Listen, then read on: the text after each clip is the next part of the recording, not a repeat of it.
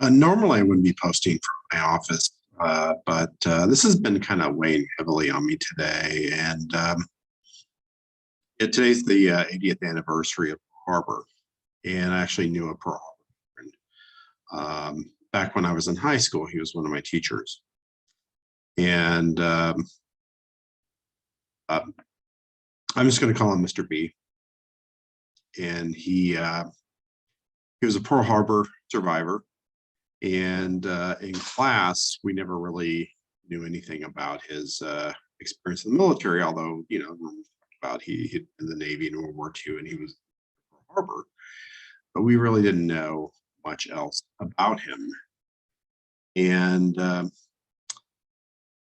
since then, I've discovered that he was actually a radio man, which makes sense because he taught electricity, electronics. He was not just a teacher, but he's a very, very dedicated teacher. And I believe him and I went to the same university, of course, at different times, a couple of days apart. And that university had a really robust industrial ed program. And so I'm sure he graduated from there. That program was actually shut down when I was there during my era. But he was actually on the USS West Virginia. And so let me go to a page here about what he probably endured during the attack on Pearl Harbor. So he was a radio man, which radio shacks tended to be in kind of the upper levels of the structure of ships. He was on BB-48. And kind of go down here on Pearl Harbor. West Virginia and the rest of the fleet were moored at Battleship Row in Pearl Harbor. West Virginia was tied up alongside Tennessee, with the West Virginia being on the outward side, the water side, whereas Tennessee on the shore side. And the Weavy, as it was called, took 7 Type 91 torpedoes and also got hit with 2 16-inch armor plating shells that have been converted to bombs, although one of them did not go off. Secondary explosions occurred. One of the aircraft, the Kingfishers, was knocked off its turret where its catapult was located and landed on the deck and caught on fire. And then one of the torpedoes hit aft, disabling the rudder. At least 3 hits below the belt armor. 1 hit the belt, damaging 7 armor plates.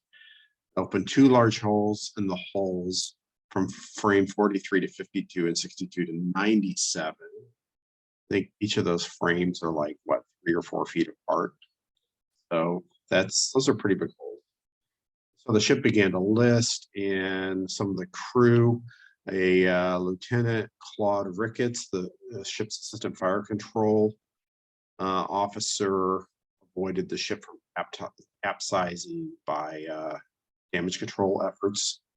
And the captain of the ship, Mervyn Binion, was mortally wounded by bomb fragments from a hit on the Tennessee, which next to it remained on board the ship, assisted in its defense until he died, being awarded the Medal of Honor. The ship, filled with water, slowly sank on an even keel. And the crew was evacuated. The group returned to fight fires. Oil leaked from the Arizona, caught it on fire. Finally, it was the fires were put out the next day. And let's just kind of go to some of these pictures. So this was the West V right here. And this would be the Tennessee. Arizona is right here. So, and Oklahoma's over here. So this ship, this ship, and one other ship actually sank. Again, this would be the West Virginia. So his duty station probably would have been somewhere around in here. Again, here's another color photo. Again, the radio shacks. He was a radio operator pretty high up on the ship. So he probably would have been up this area over here. You can kind of see this was ship right here. It's sunk. This would be the West B, and this our Weavy, and this would be the Tennessee there. So this is what the interior looked like. Eventually, the ship was repaired, and it was refloated, repaired enough that they towed it to Puget Sound, and it actually participated towards the end of World War II in the invasion of Iwo Jima and some other operations. And here it is firing again its guns in anger, and here it is off the coast of Japan at the end of the war. So the West Virginia ended up going on, leading the war, ended up in the reserve fleet, and eventually was scrapped.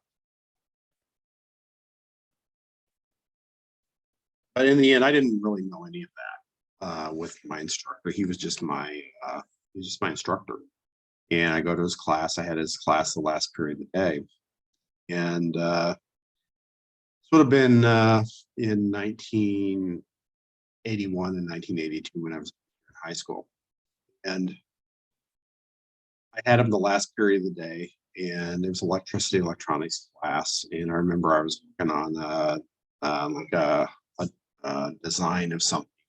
I wanted to be able to put model railroad trains into a storage track and have like a little indicator when the engine neared the end of the siding.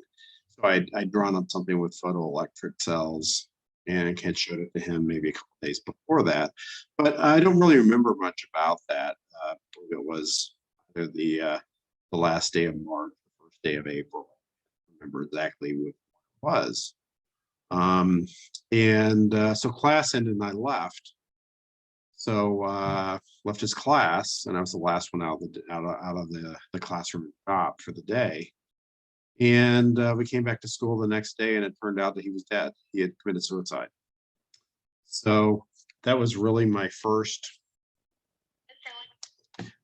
dealing with veteran suicide, which I didn't even know it was a thing at that point, and didn't really for 20 years.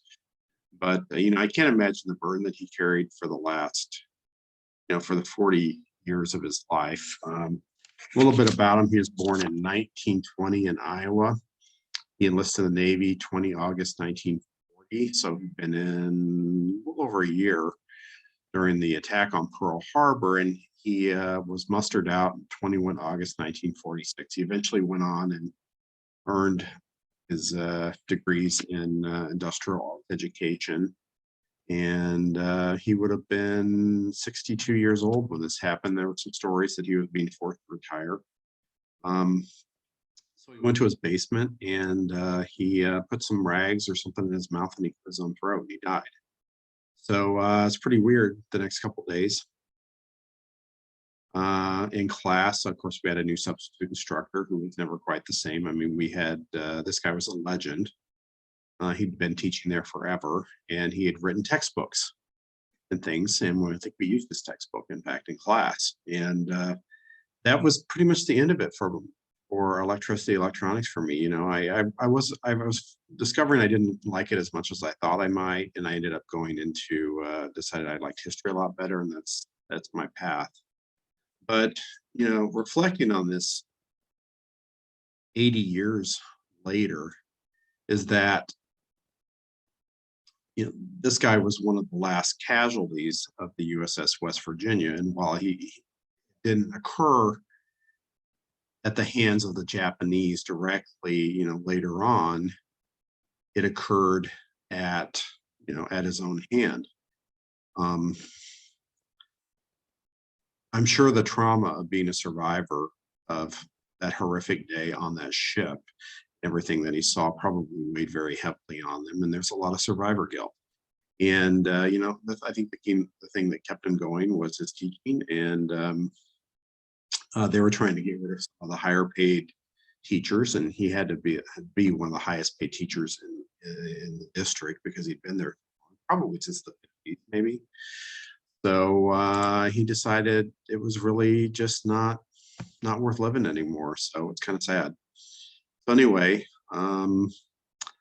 that's my story of Pearl Harbor. So every time every time this day comes around, I think about Mr. B.